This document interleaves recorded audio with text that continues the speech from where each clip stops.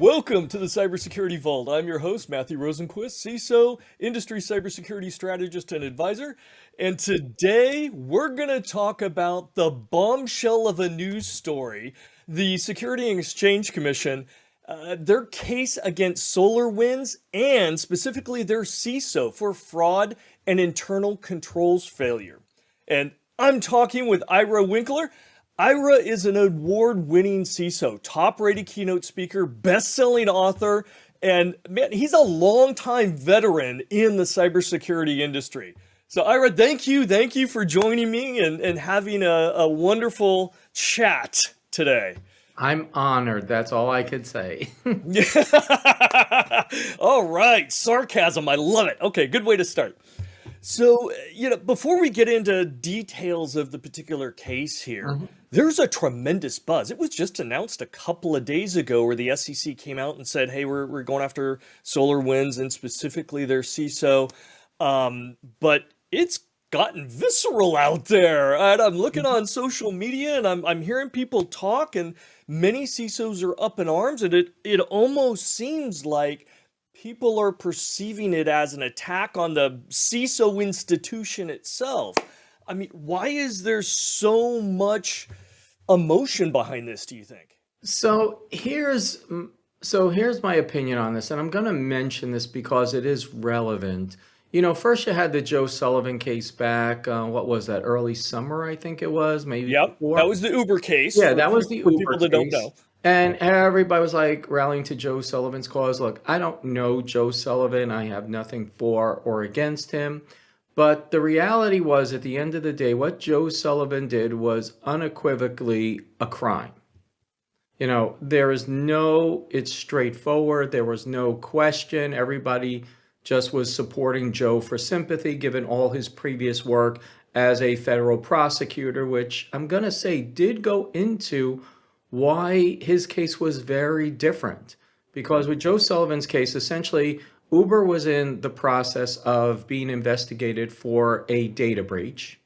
And while they were actually being investigated, there was this incident where basically cyber extortionists contacted Uber, and Joe took the call and came up with, well, as opposed to these people having actually creating another data breach in the midst of this, which we are being accused of not divulging the first one, we're going to take this one and frame it as a bug bounty while they were being investigated. And again, as a former federal prosecutor, should have known better.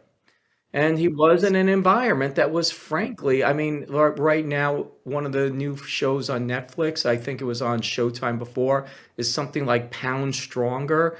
Everybody should see that. That was an incredibly toxic and criminal environment. If that I don't know what you'd call it, but essentially a sort of drama documentary. Mockumentary. Was anywhere near the truth. And, he was there in the height of this, and this just kind of was there. On the other hand, you have Tim Brown, CISO. Now, look, I am not going to say in any way, shape, or form that what SolarWinds did or did not do was in violation of these SEC regulations, because the SEC regulations essentially say you have to notify people of material issues, which at that point kind of sort of includes cybersecurity. And whether or not cybersecurity was good or bad, the problem is it's a judgment call in many cases as to whether or not cybersecurity is good or bad. If nobody breaches you, it's good enough, unfortunately, in the eyes of many. Because Well, hold on. Yeah. Let's get into the facts of this particular case. And I'm going to put in a link for everybody. The SEC's The Actual Complaint. It's about 68 pages, a wonderful read to put you to sleep at night. But the case, it's not actually about what controls, whether the controls were sufficient or not, or whatnot, whether they had rubber bands keeping everything together. The crux of the case is really around the filings, right? So you're talking about S1, S8, AK. Form 8K, right? So these are filings by a company that are made to investors to let them know this is, our posture. These are our risks. These are our benefits. And there's lots of things contained in those things. But it's really to inform investors so that they could make good decisions. And the case is the crux of the case is around the fact that the SEC alleges that the CEO and especially the CISO put intentionally false and deceiving information there to deceive the shareholders, right? And these are forms that are submitted to the SEC. I actually, okay, so let me make it sounds like very fine point, but it's critical. The CEO in that document was not charged. SolarWinds as an entity was charged, but Tim Brown as an individual was charged along with SolarWinds as an entity. The CEO was That's a great point. CEO was not listed there. So that's issue number one, where they are. Okay, well, let's take it one at a time because I want to respond to that happy one as because well. you and I have a different point of view, and I'm going point counterpoint, but short of me going, Jane, you ignorant slut. I always wanted to do that, but most people won't know what I'm talking about, unfortunately. And all of a sudden, I'm a sexist for that. But I'm going for. Unless you want me to, we're keeping that in the recording. Everybody needs a Dan Aykroyd, Jane Curtin reference once in a while. Yes. Dan Aykroyd, the king. So, okay, you're right. CEO wasn't named. Now, I was reading through the brief, and one of the things they came out with is the fact during this period where, again, the CISO provided and was part of the filings, and this is actually part of the 8K filing. So once the breach came out and was public, they had to file with the SEC, hey, there's a material issue here. And the SEC alleges that the CISO intentionally downplayed and omitted a whole bunch of very, very important facts around it. And then after that, right, and the stock went down, but after that, the CISO then sold hundreds of thousands of dollars worth of options before the real truth came out. Now, again, that supports that kind of fraud and insider trading that the SEC, this is their bread and butter kind of case, right? So, and I'm just speculating here because I don't know if the CEO also may have sold options there, don't know. But do you think that might be a differentiating factor, that there was a personal material financial gain because of an intentional choice of leaving out very pertinent, really important facts in their 8K form? So, I mean, obviously, when people sell stock, that always looks bad. At the same time, there is, frankly, the realization that, you look at this, and I don't know the specific circumstances, but it appears that Joe Sullivan sold, it's not like we're talking millions of dollars, which is number one. I know for... Are you talking about your case? I'm sorry. Okay, so hopefully it recorded your points, which if I'm going to summarize, if it didn't get recorded, that your points were he filed a document which said they have best-in-class procedures, and those procedures were in place when in fact they weren't, and possibly including the fact that, remembering what you said, that, that they were breached, and when they filed the 8K breach, they did not record whether or not, they did not say that we had a similar breach months before. Two similars, one with a government customer and one with a security customer that reported it to them. Yes. So here's one of the problems with this and 8K filings and stuff. With 8K filings, one of the problems is, and this is unfortunately true, and this happens all the time in large programs that a CISO has to deal with. So for example, you said it's the exact same attack, whatever, clearly they were in there. The problem is how, and this sounds really dumb, but it's unfortunately true. How do you know it's the exact same attack? Does it trace back to the same IP addresses? No, it doesn't. Does it trace back to, do you know it's physically the same attackers on the same things? Can you say there were possibly similar things? Maybe. I don't know what the actual wording was. But the reality in all legal filings is you do not put data in there unless you are 100% certain. I'll give you, for example, training I had as a scuba instructor. And this sounds irrelevant, but I give presentations. Everything I need to know about cybersecurity, I learned from teaching scuba.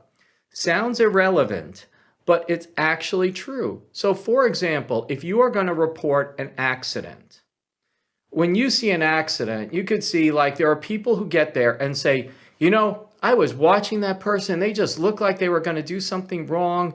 And then I turned my back and there they were. All of a sudden they were on the floor and they had whatever. Now, the thing is, when you in school, as an instructor, they trained us, do not go ahead and tell people what they were thinking. Do not go ahead and say, I had a feel. You are to report facts, because it could hurt you.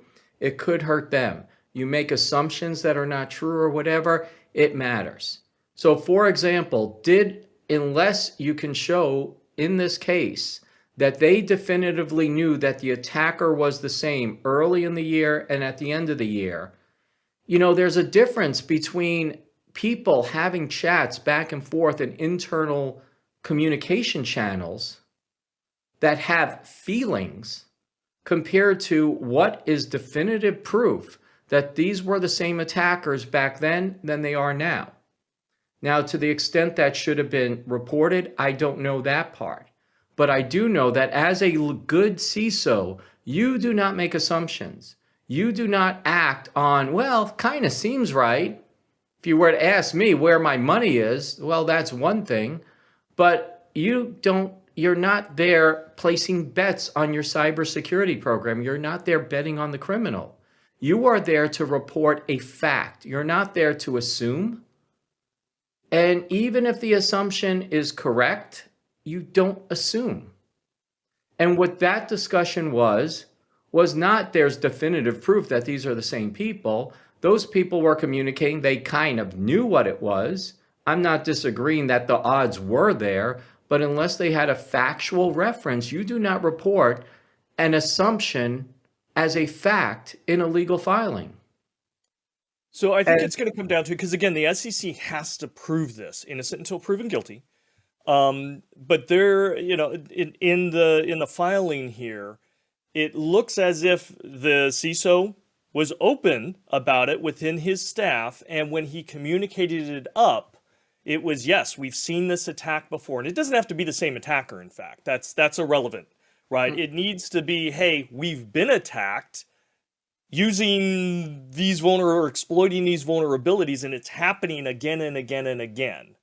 And again, when they're responding to their customers and to SEC saying, oh, we've never seen this before. Yes, you have.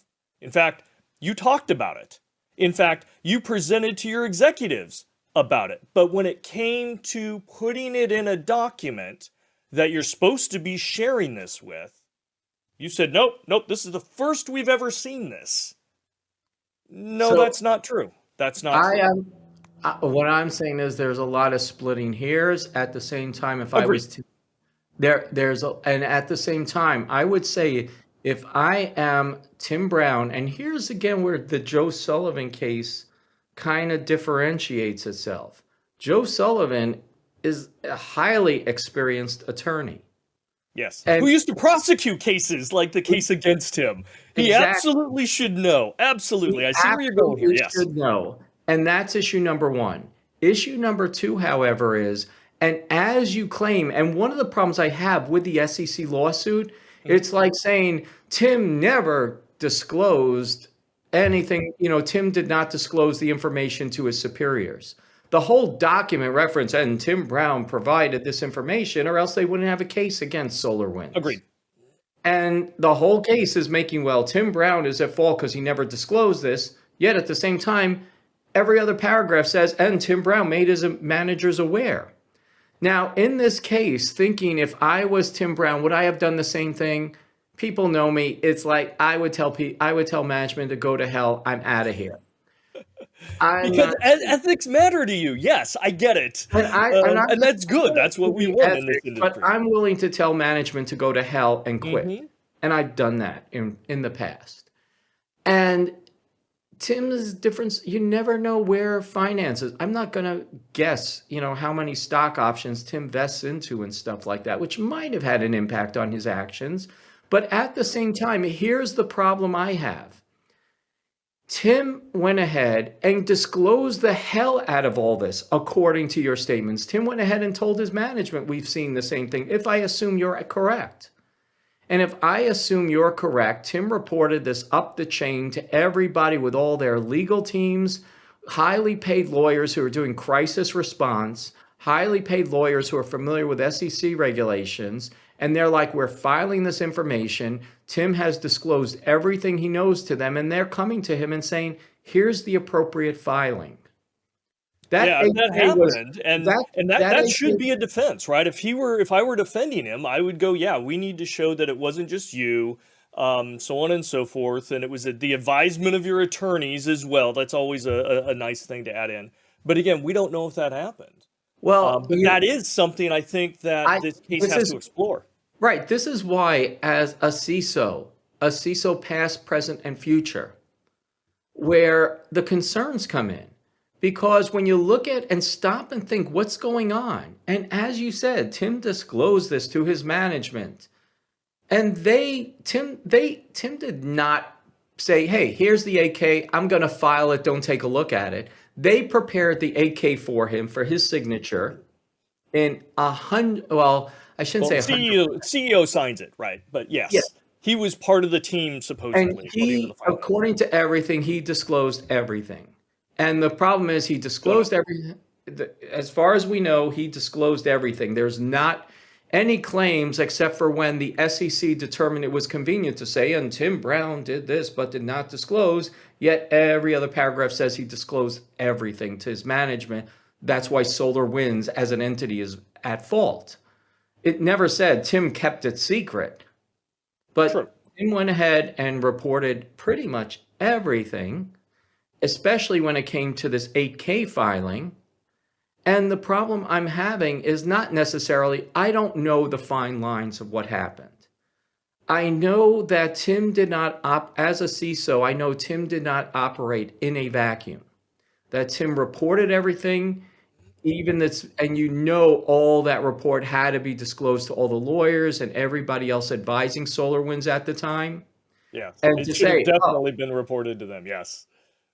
okay, well, we kind of let this guy lie. And, all the attorneys basically blessed what he said and lied.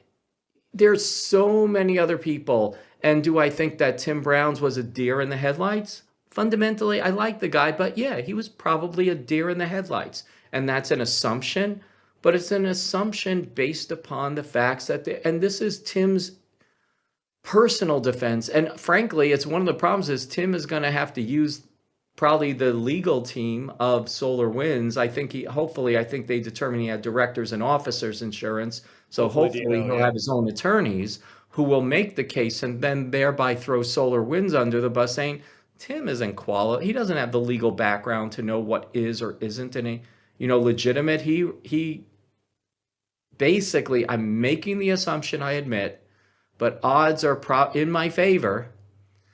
He took the advice of the attorneys and the accountants and everybody else provided to him through SolarWinds on how to respond.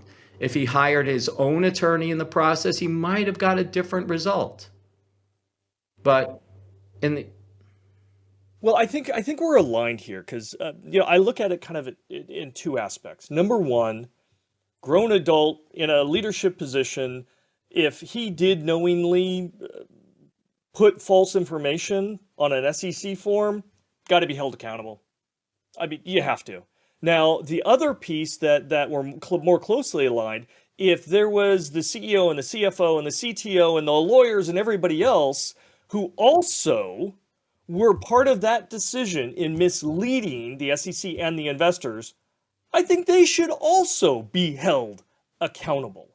But if I'm looking at from the investor's perspective, they have certain rights and they were violated, right? And so if anybody that was part of that did it, I think they should be held accountable according to what the law is. And the other part is, frankly, I don't think, here's the unfortunate part. I would say at the end of the day, I doubt most investors give a damn in what's put in these SEC, the 10K filings, not sure about the 8K filings, but what goes into the 10K filings. I mean, look at the Target stock price. Target became synonymous with data breach for a period of time. And Target stock price did not end up going down in any way, shape, or form for an extended period of time. It all came out in the wash. Same thing with, like SolarWinds. I mean, SolarWinds, because I did do the research and see, okay, yeah, it went down and pretty much stayed down. Hmm. And then I don't know, I did not do the research as to what else could have been involved in there. SolarWinds is still at this point, from what I was saw, a more of a pure, it's primarily the largest pure play on the market, and it still has a pretty notable market cap. Whether or not the market cap previously was where it should be is another question. I don't know how well their revenue is still close to $1 billion a year. And I'm sitting there thinking, okay, do investors have something to worry about? And, when I look at some of the documents, it would be like, yeah, I'm reading that. And I'd be like, as a person, I'd be like, yeah, that kind of sucks. But as an investor, at the end of the day, they care about market financials. Okay, but these are rules that are established to make sure that there's not fraud going on, not insider trading. Hmm. And, I mean, are you recommending that investors should not care if there's insider trading if the rules are not being followed? In this So, case, they were filing some of those forms because they were looking to get new investors to bring more money into the company. mhm. If you're a new investor going, I'm considering investing in this company, are you saying they shouldn't care whether there's insider, information not being shared as required by law? The okay, so let me give you an example this way. So, for example, we're talking about password policies, we're talking about passwords around and things like that. I'm trying to give examples, so I'm not giving examples of people I know firsthand information on, just so you know. Sure. And so, for example, I remember a case, never did work for JP Morgan Chase as an example. There was a data breach of JP Morgan Chase where what happened was there was a system that did not have multi-factor authentication in place. Despite the fact JP Morgan touted the hell out of the fact that multi-factor authentication was in place throughout JP Morgan. JP Morgan basically said, you know what? We did have a system that did not have multi-factor authentication in place. We did not know about it. If we did, we would have changed it and so on and improved the Yes. situation. Yes. And they took the hit, they paid a fine, they moved on. JP Morgan Chase is That large because enough. they didn't know, right? But if the SEC had information that said, guess what? You were provided with reports for the last 3 years saying you had these problems and you didn't fix it and you still stated you had those password controls in place. That's deceitful, Part of right? see, here's the thing. They said, if I'm not mistaken, we had good password policies in place. Then they point to incidents where the password was not in place, like passwords or SolarWinds 123 or whatever that was. That was a case where I'm not going to deny. I would assume every large organization somehow has systems because and here's Sure. where the problem with CISOs comes in. The problem with CISOs comes in, it's like, you know what? I work my ass off to give this organization the best security possible. And then there's rogue IT that pops up. There are systems that are, Yeah. that employees bring in. There are cell phones that come on my network that somehow are able to, like, can't put MDM on everything because of privacy concerns and all that sort of stuff. And while I try to put and implement where I can, I am saying I have the appropriate procedures in place that I enforce to the best of our abilities. Sure, but you And said where you can. So yeah, if you have that policy and I'm an auditor and I come to you and say, Ira, here are these 10 servers that don't comply with your password policy. Here's the server names. Here you go. Should you still, right? And you decide to do nothing about that. Oh, that's a nice list. Right? Should you be held accountable if you go in front of investors, right? Or send them a letter and say, hey, no, we're covered. There's some fine lines here. If you knowingly choose not to address it, that's different than, as far as to the best of my knowledge, we are compliant. That's this great. is where, and I actually read the charges just specifically for this. The document says here's how the document reads, and correct me if I'm wrong, because if I'm wrong, I will concede this point. The document says that Tim Brown attested to the fact of having good procedures in place. Then an audit showed there were some violations of that procedure. Therefore, he's wrong. I did not see, and by the way, this remained in place for a period of time. I only saw that he made a statement that said he had good password policies, but yet when an audit was done, they found systems that did not have a good password. I did not see what happened as a result of that finding. So they're actually calling out 4 things. Yeah. Right? That he stated that they were in compliance with NIST framework, and they were not, right? And auditors came in and showed that it was between 26 and I think 40% compliant or semi-compliant, but basically 60% not compliant. But he said they were compliant.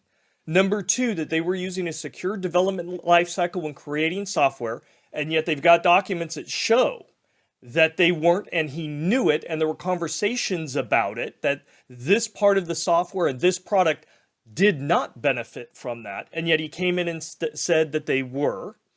3, that they had strong password protections, right? When he knew there were gaping holes there. And again, I think you're right. There could be some wiggle room there.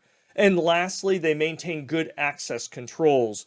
And again, some auditing came back and said, you've got entire systems that are not compliant with your access control policy. And that actually had led to the breach, several breaches, right? Because they didn't have all that stuff together. So it's not just one little claim, it's a number, and they're backing each one of those up because they have to, right? Well, here's when I look at that, the fact is, yes, you're right. The fact is, however, in most organizations, to the extent you're going to find that there is no such thing as a blanket security statement in any organization of any given size. And so if they are reporting that there are exceptions, now to the extent that it is endemic and so on, then you're getting to, okay, here's where, again, I'm telling you where the concerns are. Sure. The concerns are, and maybe it's 100% right that Tim is a complete sociopath and lied his ass off. I don't necessarily believe that, and I don't know Tim, by the way. I'm just saying that maybe it is correct. I'm not discounting that. Maybe. But what I am saying is that when you hear, yes, we have an audit, we find deficiencies, that's what audits are for at the end of the day. Yes. In the ideal world, you're supposed to do pre-audits, you have an assessment come in, you find the violations. The question then becomes, and this is a legitimate question, how, as a CISO, and here's probably the biggest issue where the whole thing comes up, you are given a variety of resources to implement fixes and changes. Given all the fixes and changes, because here's what I'm thinking in listening to everything, and let's assume what you're saying is 100% accurate. Tim Brown's only thing was either to go ahead and declare, no, our systems are a bunch of crap, and therefore I'm not, and this is what I'm attesting to, or theoretically quit, possible, find another job with a new vendor.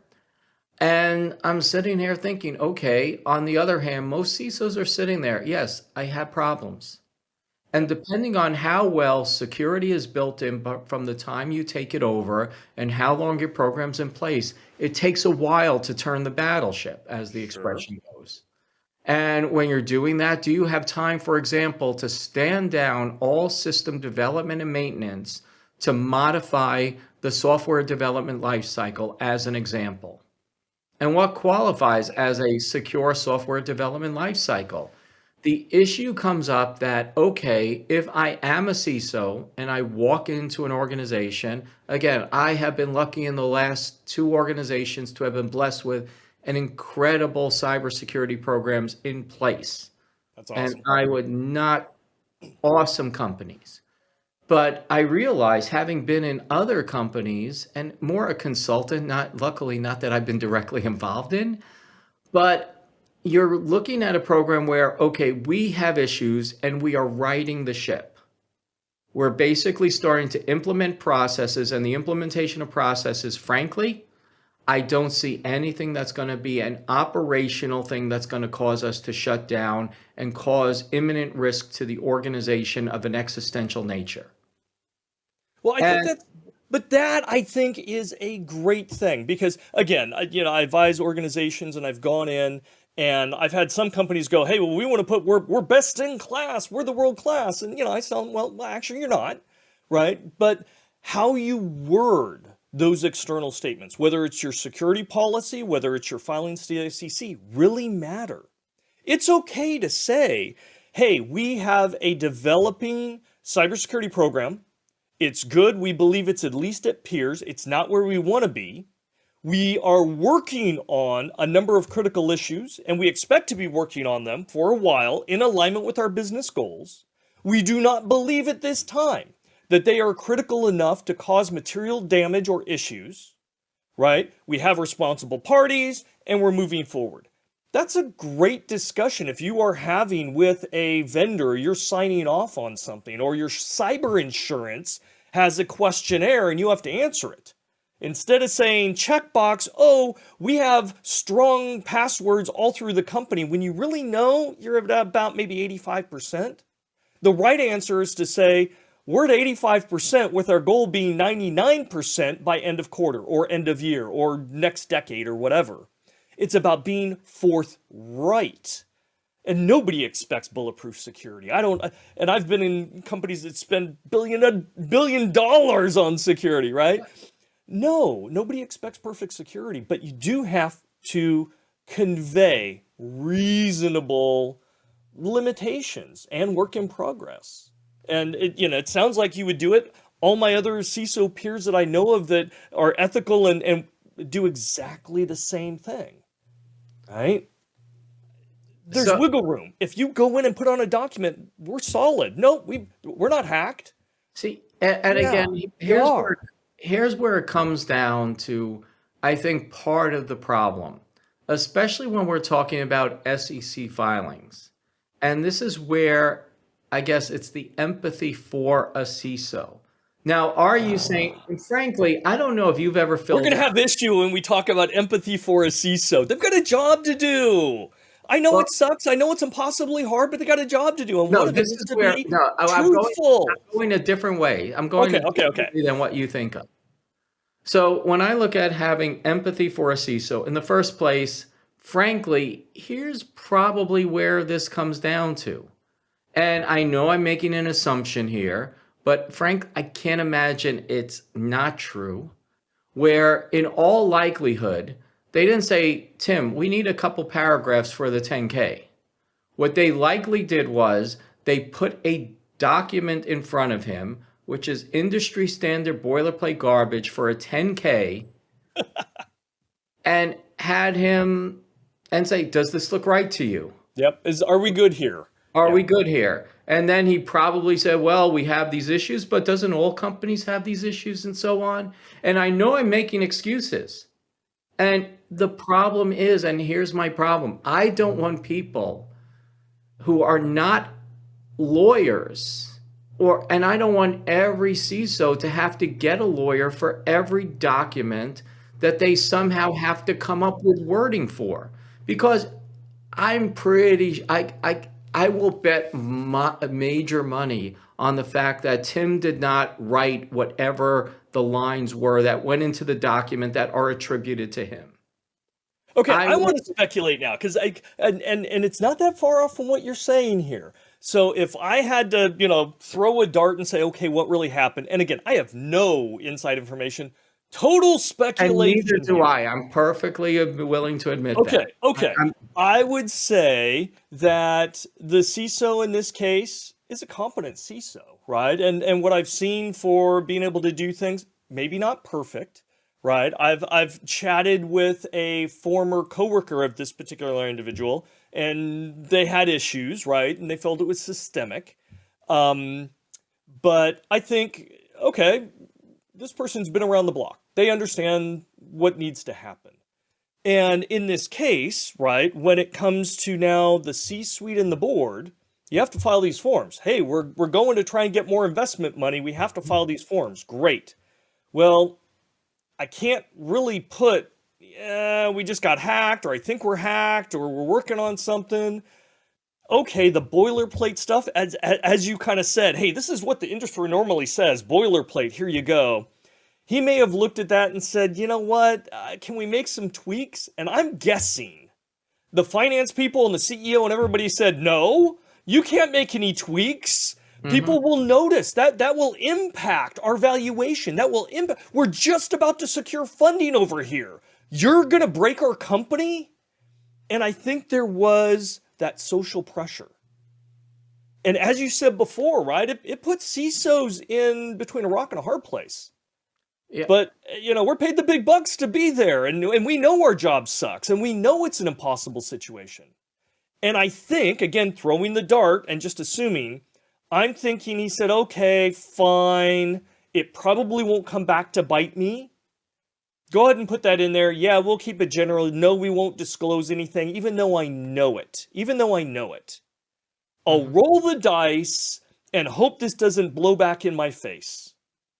And that was an ethical decision because I think he had the skills to know, right? What the truth was and what he should be putting in there. But because of the peer pressure and him deciding, okay, I don't want to rock the boat, because of the personal issues that it's going to impact my career or whatever, I don't want to go find a new job. I don't want, I may love it here. I may love my comfy chair. They have a corner office. I don't know, right? For whatever reason.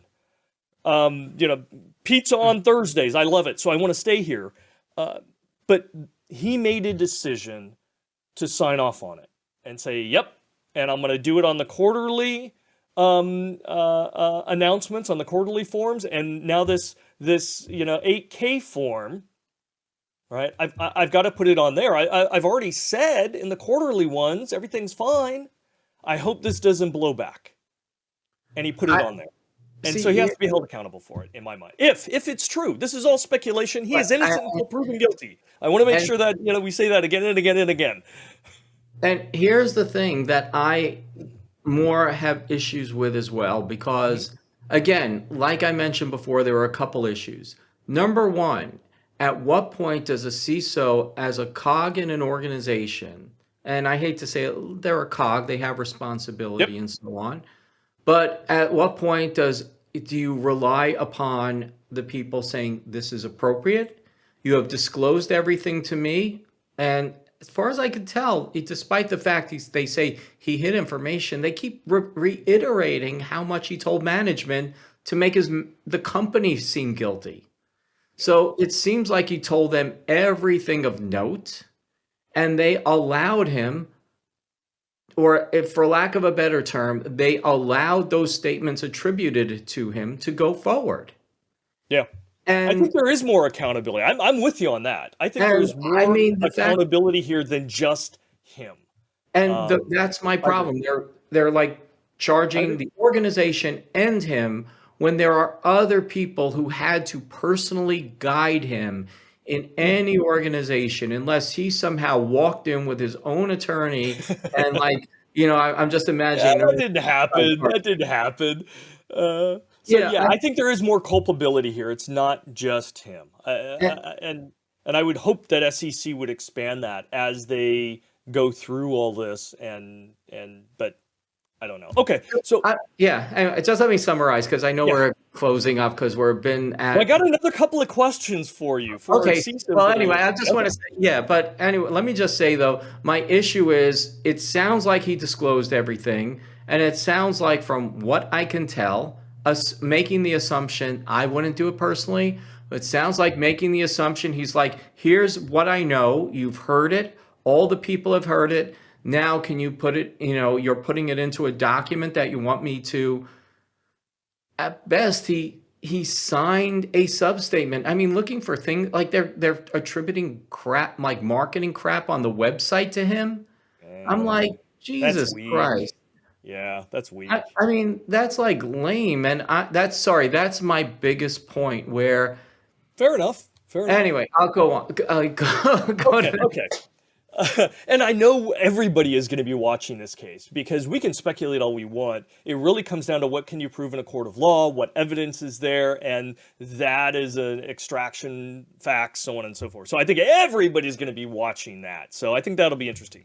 Okay, so if we pivot this, because there is a lot of unknowns, we've talked about a lot of challenges, a lot of ambiguity, a lot of imperfections, and yet still a lot of responsibility and accountability on the CISO. So my question to you is, based on this coming to the forefront and everybody talking about this, Mhm. how should CISOs and executive leaders adapt their practices? Is there something they should look at now or something that they should consider changes based on this case coming up? And we had the Uber case before, a little bit different, but Mhm. this case coming up, and I'm guessing there's going to be other cases in the future the SEC is going to go after. So this isn't a one and done. What should CISOs and executive leaders start to evaluate in their current practices? So regarding this, because again, I just have issues of any major organization is going to have ongoing issues. And these ongoing issues, again, it comes like with the, what was it? All these guidelines are coming up. This is the SEC. Well, actually, it is SEC guidelines coming up of what is a material Right. information. That turns on in December here. But yes, Yeah, I love that one, by and the way. that's like Different conversation. Let's not rat hole on that. well, yeah, and that actually kind of is somewhat similar in this case. It's like, what's material to disclose? They were saying, well, there was a pre-legal thing to disclose. I mean, the fact is, anything a class action attorney thinks was material to disclose all of a sudden becomes a lawsuit and possibly becomes a crime theoretically. Yeah. That's one of my problems. But the reality is, if I ever take a role as a CISO again in an organization where I'm going to have to sign off on something, number one, make sure you are part of directors and officers insurance. D&O insurance, yes. And D&O insurance, that's number one. Number two is, unfortunately, I want to ensure in my contract that I can have an outside attorney Ooh. help me help me evaluate anything that I am theoretically putting my signature on going forward. Because if I I have, like that one. yeah, I haven't heard that before. I Trademark. haven't. I haven't seen that in contracts either. You may be starting a trend right here. I have a new class action attorneys could come out from the sewers and be put into, a noble role in protecting CISOs and stuff. Wow, wouldn't that be a change? Okay, anyway, moving on Yeah, from that one. What else? What else? What else? So I mean, D&O insurance, private counsel. I think also fundamentally you have to take good notes and like somehow protect yourself. And and it's kind of like if you're taking the notes, don't take notes that describe the problems. Take the notes that say you Who have you've disclosed communicated it to and who who's you accepted the communicated. risk. Yeah, make sure you put an email that you say, hey, there's a problem, or just like at least take contemporaneous notes as Yes. you're walking out saying, hey, I informed somebody that, we don't have good access controls on the system. I need more money. They were looking into it, but you put it in there saying, I've documented that we need more money. My problem in this is, okay, so if I say I need more money for better access controls, and then 2 years later, there's a breach. It's like, gee, you said you need more money for access controls. You clearly, and then you continued on. Okay. Let's take that because I agree with you. And I've always done it in my practice as well. If there was something that did not align with our security objectives, I always brought it up to the right level executives who could accept that risk and say, here's the unacceptable risk. You have signature authority. You have, your fiduciary responsibility to this, whatever. I'm going to document it. You want to accept that risk. That's awesome. And we'll leave it at be, or we'll put a program in place, but you got to accept it. Right. And your password kind of example, hey, we need funding. You're going to come back. It should be, hey, I need funding. And if I don't get it, I have to report this in the quarterly report. It is potentially material, and it's going to show up there. Well, here's my problem. Well, here's the problem, though, and I'm going to keep coming back to this. Let's say I have bad access control on a couple of systems. Okay. And you're not going to go ahead and disclose in a public filing, well, I kind of have access controls and systems. They're important, but they're not necessarily in critical. Okay, but you're not going to have a whole disclaimer list like here's no. It's not an errors and omission list, but if the previous quarter you said we have great access control because that's what you believe, that's what all the data said, and now something came up and you realize you don't, you should be removing that statement from that filing. You don't have to list we have bad access control, but you shouldn't be stating we still have good access control. Whoa, wait a second. You now have more information than you did last quarter. The problem information that indicates that you don't, you should be omitting. It comes down to a very fine line. The problem is you could have more than acceptable access control, but not to the standard you'd like. And there's a whole bunch of fine lines of what you really want and what comes up to kind of reasonably acceptable things. And let me bring up another tangent here, but it's kind of relevant. When Peter Zapko left Twitter, he reported a whole bunch of issues that he, basically filed as a whistleblower and stuff like that. The problem is and this is where you're like reading it and it's like, as a CISO, it's like, you know what? Those things aren't great. But at what level are things that are not great overly critical to report to Congress? He has a right to report it to Congress and everything like that. And the fact of the matter is, but I wish those things would not exist, but those things are not necessarily putting Twitter at risk, which is the primary job of a CISO. Things should be improved. But if, for example, there is, I'm trying to remember, an Indian spy working inside Twitter, have no reason to doubt. I mean, France even acknowledged they in every company in the world. Sure. Every company has spies of one form or another if they are a significant company. If you know that, okay, from a purist standpoint, oh my God, that's terrible. You took no action. It's like, then from thinking about from a realistic perspective, from looking at it, where do I put my resources towards? Getting rid of all the spies. I mean, I literally once had this is unfortunately a true story. Fortune 30 company, CISO calls me up, who's a friend, says, Ira, I got a good one for you. China's all over my network. You know how I found out China's all over my network? Because my systems have never been better maintained. And the reason was that China had spyware that essentially required the latest version of the operating system. The operating system would close other back doors. Oh yeah. They had better security, locking out other intruders. They updated to the latest versions because they needed the latest versions for their spyware.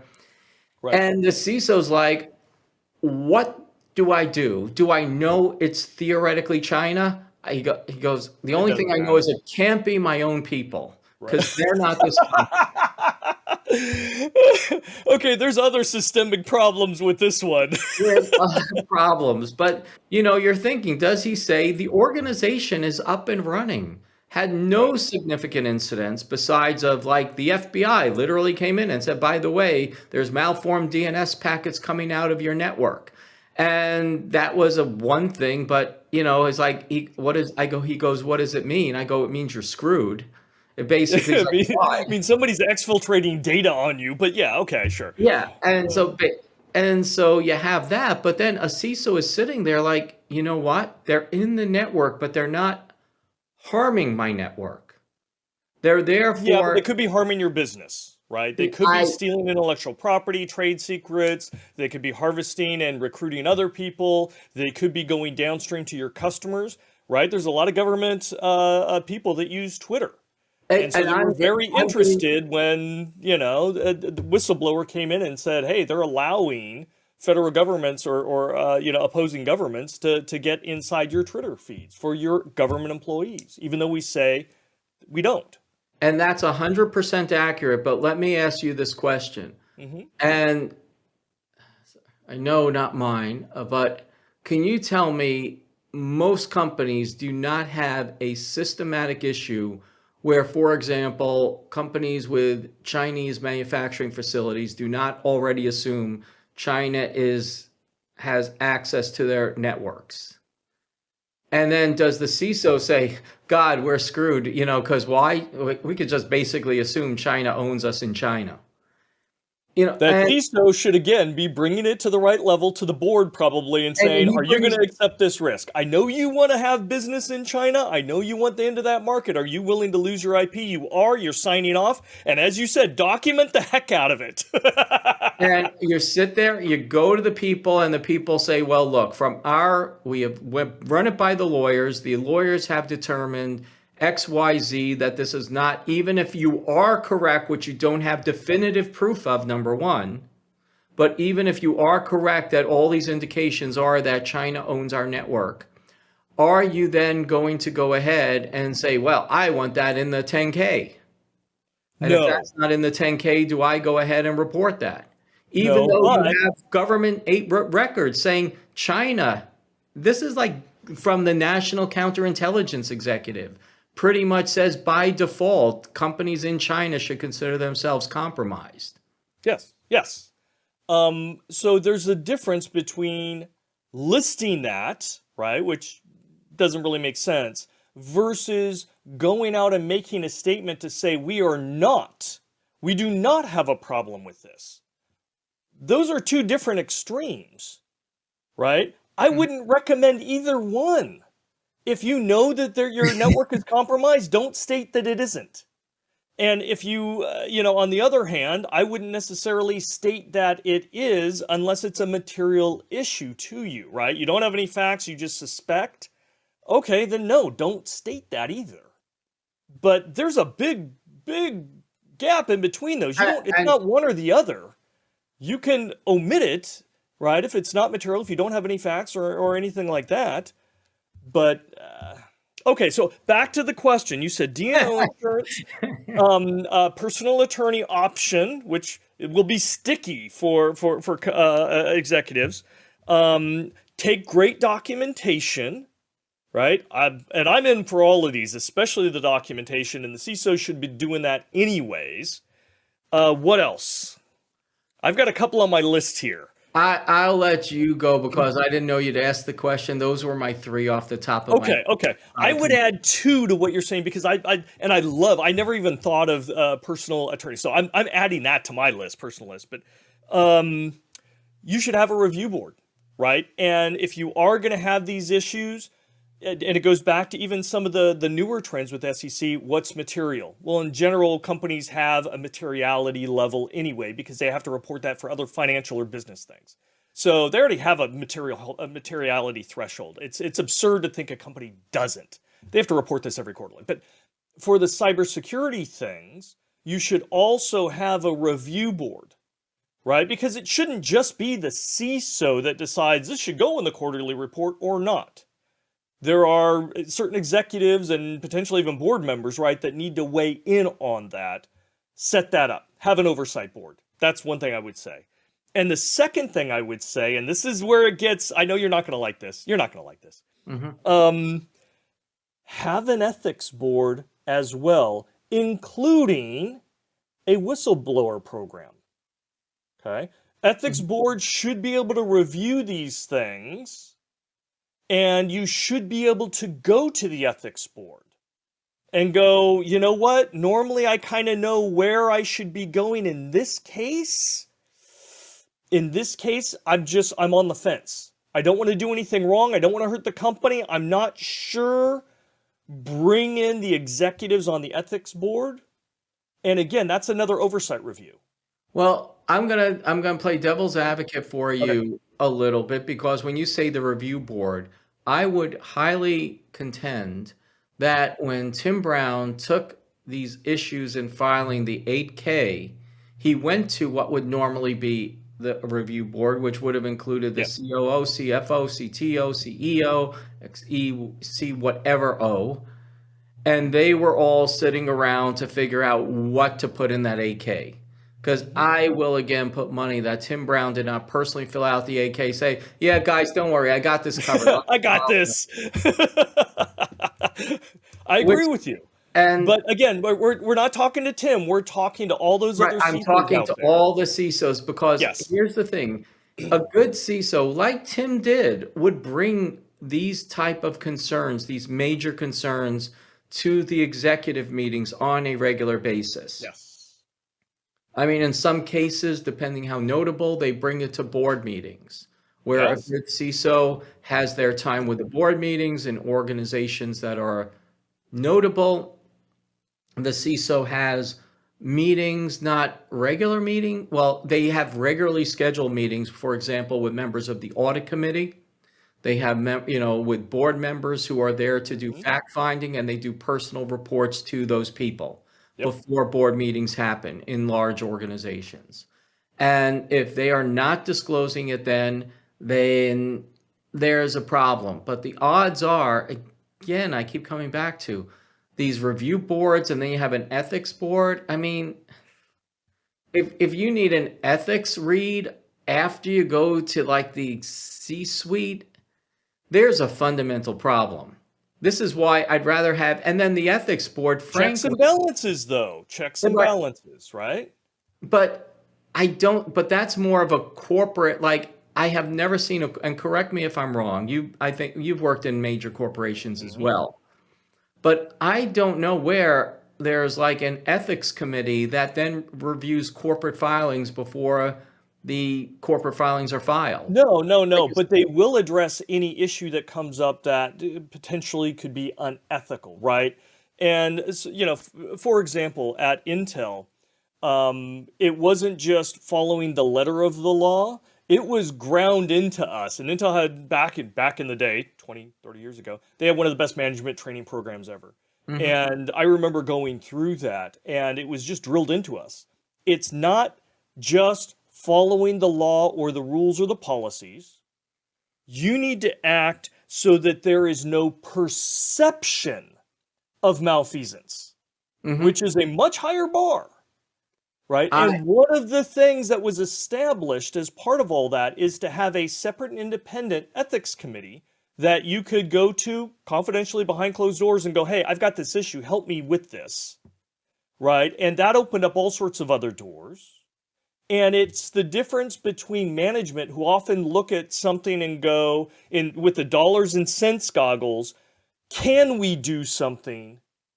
Versus the ethics board that takes a step back, says, I'm not going to look at the finances. I want to answer the question, should we do this?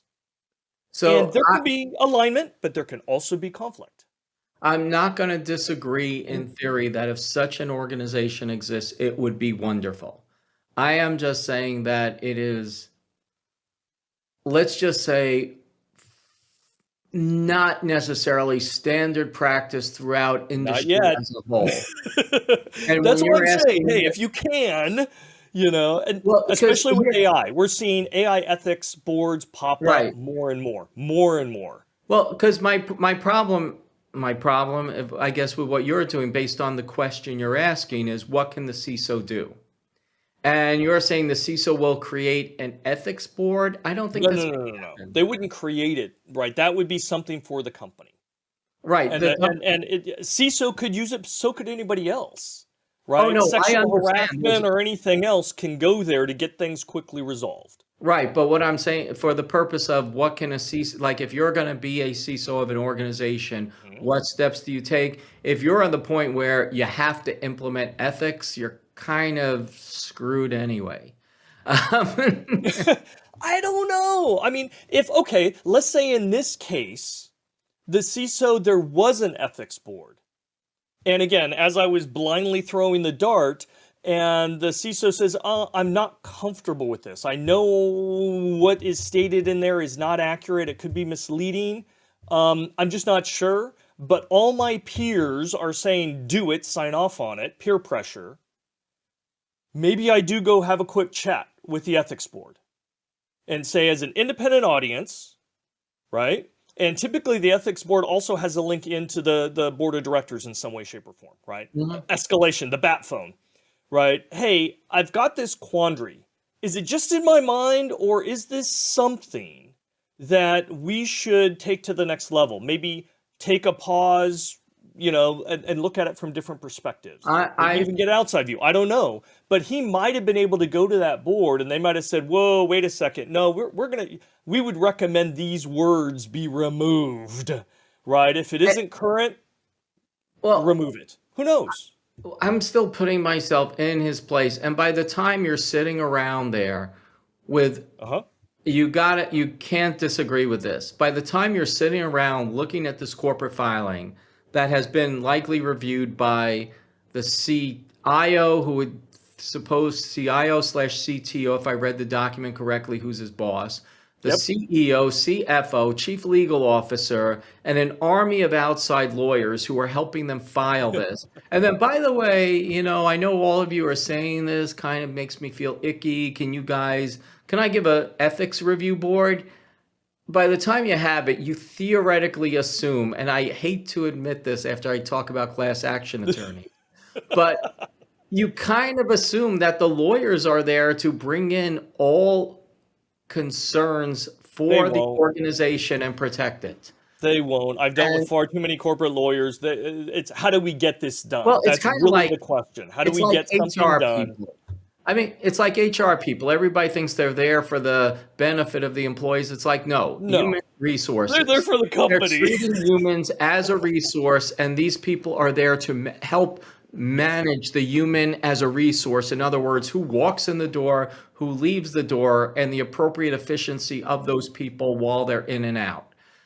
Um, I understand that, but I'm just saying from a practical perspective, every resource of SolarWinds was probably dealing with this. Every major person was filling this out. And my problem is again coming fundamental. Sorry, I know you had another question before we, but but it still comes down to, I mean, like I see there walking in. In theory, he was supposed to, I assume, led to believe that he was given the best advice possible on what to say and how to say it, and that they heard everything he said and told him, here's what you should theoretically be doing. Could Yep. be wrong, but I sincerely doubt it from having seen these organizations time and time again. I'll leave it at that, and I don't know if you have another question, but Well, no, I don't have another question. I just want to follow up because if we role play a little bit, and I've been put in a position as head of security and asked to attest to certain things, right? And I knew I wasn't going to do it. Nope, I'm not going to attest to that. That's absolutely not true, right? Here's my resignation, and I literally had my badge in my hand. Nope, not going to Mhm. do it, right? Having an ethics board is actually a sidestep. It's a tangent. It's a resource. Because instead of going, boss, F you, not going to do it, here's my badge, find some other patsy, right? I can go, you know what? I'm going to bring the ethics board in. Let's have the ethics board because I think there is an ethical issue with you asking me to sign off on this when it's not true. So let's bring the ethics board in and review it before I hand it. And, in the case that I'm talking, I won't get into details. The ethics board came in, very senior managers, very with high clout. They looked at it and said, oh, heck no. That is unethical. No. And why didn't you tell us about this? Well, Right? And I didn't hand him my badge. Now, if they would have said, yeah, go ahead and sign it, I would have handed him my badge and I would have walked. well, Um, so I mean, I fully appreciate what you're saying. Again, really shouldn't, I don't know, I shouldn't talk about Walmart, but put it this way. If anybody mentioned anything they knew was even borderline ethical, the CISO would fire them immediately. There would be no doubt about it. Ethics was embedded in there.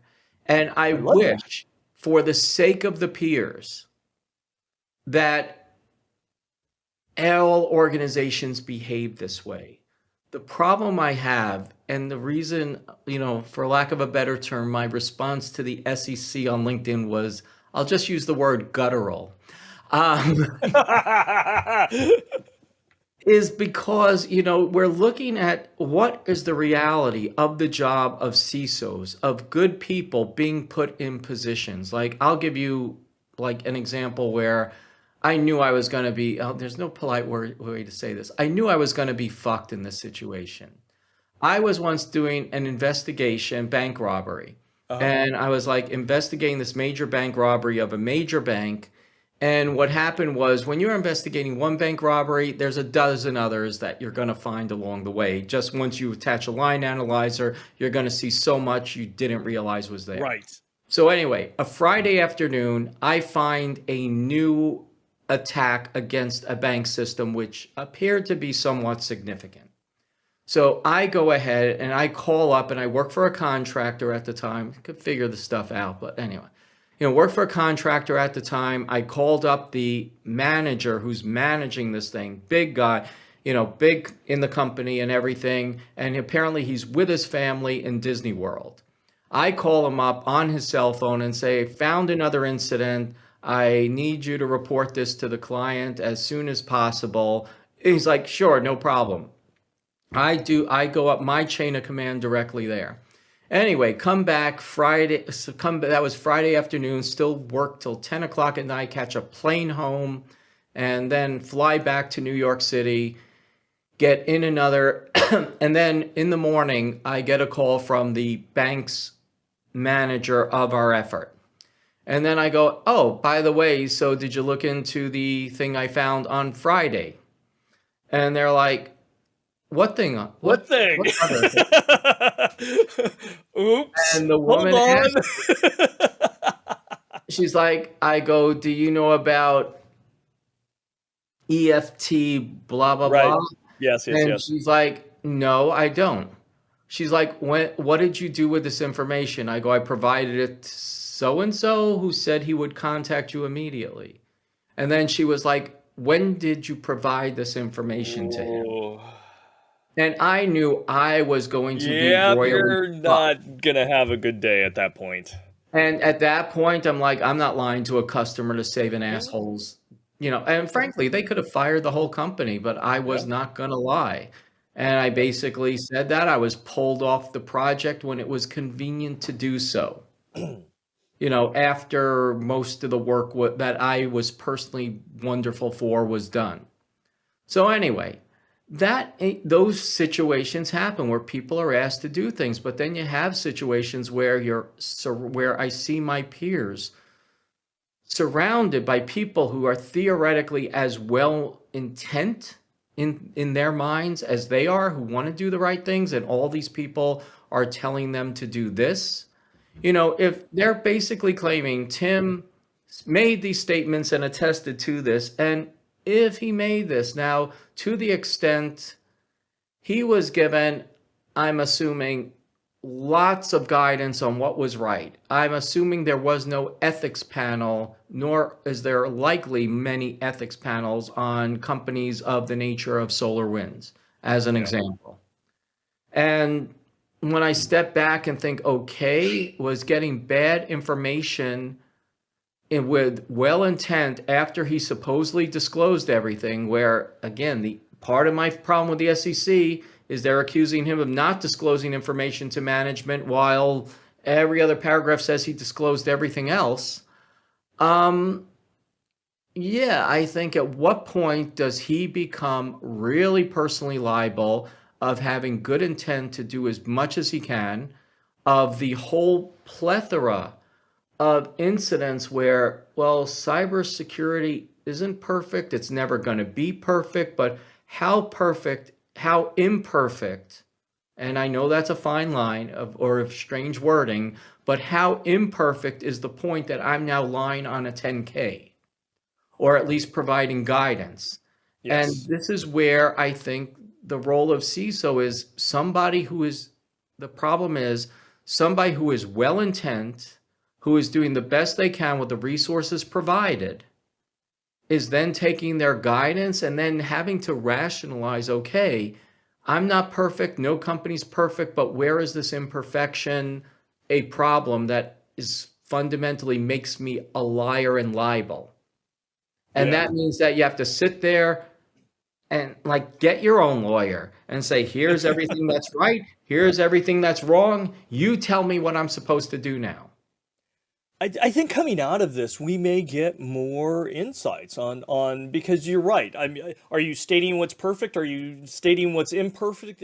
It can get difficult, um, and I think at the end of the day, the SEC is going to have to prove that there was intentional and willful deceit, right? Deception on behalf of SolarWinds and the CISO specifically to mislead investors. And if it is proven, right, regardless of what's perfect or imperfect, right, if it's proven there was intentional deception to the shareholders, it's a crime, right? But I think it's going to be an interesting case that we're all going to be watching, and there may be some nuances that will help us understand that level of imperfection or perfection. I mean, personally, even if you're the worst CISO in the world and you're incompetent, Mhm. you still need to be honest on the forms. If you're putting something that's dishonest, you should be held accountable. If you're So, honest and say, yeah, I haven't done jack, we're completely insecure, I've got two squirrels doing all the work and they are not very good at cybersecurity, okay, great, right? But at and, least you're being honest about it. but again, I need to just, I'm not disagreeing with you, but again, the point where it really becomes vague is the word intentionally deceitful. Yes. Was Tim intentionally deceitful for, and I'm going to phrase it this way because this is the best way in his defense to phrase it, because I'm probably, well, maybe this is my assumption knowing what little I know. What little I know implies Tim believed that he was giving the information that he was told was reasonably accurate given the circumstances he described to the people filling out the documentation, filling out the 10K, and he believed it was accurate. And frankly, if that was not the case, the heinous case or the heinous fact of this whole case is he did not do this in a vacuum. It wasn't Tim Brown and SolarWinds as a whole. Because SolarWinds as a whole, nobody else gets punished. The company at most gets fined. Tim goes to jail. I don't know if Tim can go to jail. I'm not sure. Yeah, on But a fraud actually, I case, you think can go to jail. Yeah, absolutely. so. If they're not going to put SolarWinds in jail, Tim is the only one they are putting out there, and he did not do what he did in a vacuum from even the description that was there. That every other paragraph said, and Tim informed his people. They did Yeah. not charge the CIO/CTO. They did not charge the CEO, all these people who he would have given the information to, and so on. Sorry, I'm beating that to death, but it is No, a I think really it's a good critical point, point. and I agree with you before. I'll agree with you now. I think there's culpability beyond him, and I would assume so. Again, I don't have any of the facts, but I would, again, bet a large sum of money that there is culpability beyond him, and to single him out is probably unfair unless they can actually prove he had that intent, he acted maliciously, he was a driving force or something to that sort, or he did it for personal financial gain and they've got some statement from him saying so or whatnot. Mhm. We just don't know. But I think, and I want to kind of close up here, I think everybody in our industry is going to be watching how this unfolds. And I'm guessing there's going to be a few trick shots, epiphanies or something that may happen here. I don't know. But no matter what happens, I think people are going to be watching, and I think CISOs are going to be a little more nervous and a little more careful. I would hope. I would hope. Yep, I don't disagree. Okay, well, thank you. Thank you so much. And thank you, everyone, for watching. Be sure to subscribe and catch all the Cybersecurity Vault episodes where we chat with industry leaders such as Ira, right, on the most relevant and interesting cybersecurity challenges, perspectives, and best practices. Thank you, Ira. Great conversation.